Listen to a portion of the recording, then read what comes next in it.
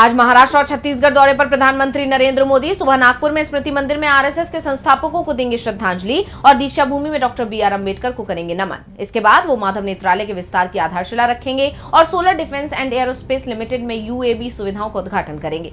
इसके बाद पीएम बिलासपुर छत्तीसगढ़ में 33,700 करोड़ रुपए से अधिक की विकास परियोजनाओं की करेंगे शुरुआत। इन परियोजनाओं में बिजली, रेल, सड़क और शिक्षा क्षेत्र हैं शामिल। पीएम दोनों राज्यों में जनसभाओं को भी करेंगे संबोधित।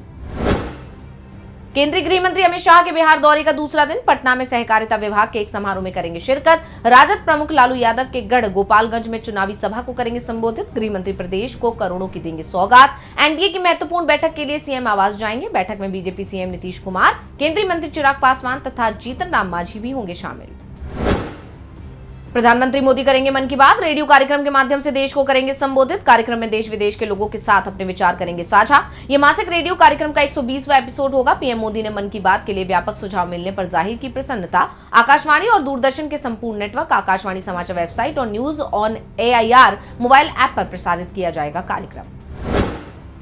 सूरत में आज हीरा श्रमिकों की हड़ताल। हीरा श्रमिकों की बदतर आर्थिक स्थिति को लेकर श्रमिकों ने की हड़ताल और रैली की तैयारियां। हीरा बाजारों और कारखानों में लगाए गए बैनर। मजदूरी वृद्धि और सरकारी सहायता की मांग को लेकर करेंगे प्रदर्शन। नोटबंदी, कोरोना काल और रूस यूक्रेन युद्ध के चलते हीरा उद्योग हुआ प्रभावित। कई श्रमिकों ने खुद की ली जान।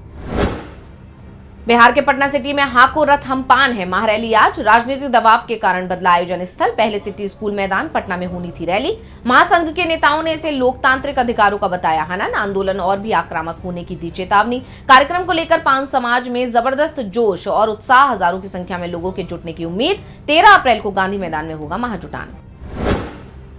आज सिंधी समाज का महापर्व चेटी चंड। देश भर में निकाली जाएगी भगवान झूलेलाल की जयंती के उपलक्ष्य में शोभा यात्रा। तमाम शहरों में होंगे विभिन्न कार्यक्रम। शोभा यात्रा के साथ ही मेलों का भी होगा आयोजन। मेलों में सांस्कृतिक कार्यक्रम और पारंपरिक नृत्य किए जाएंगे प्रस्तुत। झूलेलाल मंदिरों में होगी विशेष पूजा अर्चना। बहिराणा साहिब की निभाई जाएगी रस्म। मेले में बच्चों और महिलाओं के लिए भी होगी प्रतियोगिताएं। कार्यक्रमों में दिखेगी सिंधी संस्कृति की झलक। अयोध्या में आज से रामनवमी मेले का आगाज। 6 अप्रैल तक चलेगा भव्य आयोजन, जिसमें लाखों श्रद्धालुओं के पहुंचने की उम्मीद है। राम जन्मोत्सव के लिए स्वास्थ्य विभाग ने की व्यापक तैयारियां। मेले में 3 स्थायी और 14 अस्थायी चिकित्सालय। होटलों के 90% कमरे पहले ही हो चुके हैं बुक। सरयू नदी में श्रद्धालुओं के लिए क्रूज सेवा की भी सुविधा। श्रद्धालुओं के लिए बनाया गया है विशेष स्वागत द्वार। भव्य रूप से राम कथा का होगा आयोजन। मंदिर के आसपास मांस मदिरा की दुकानें रहेंगी बंद।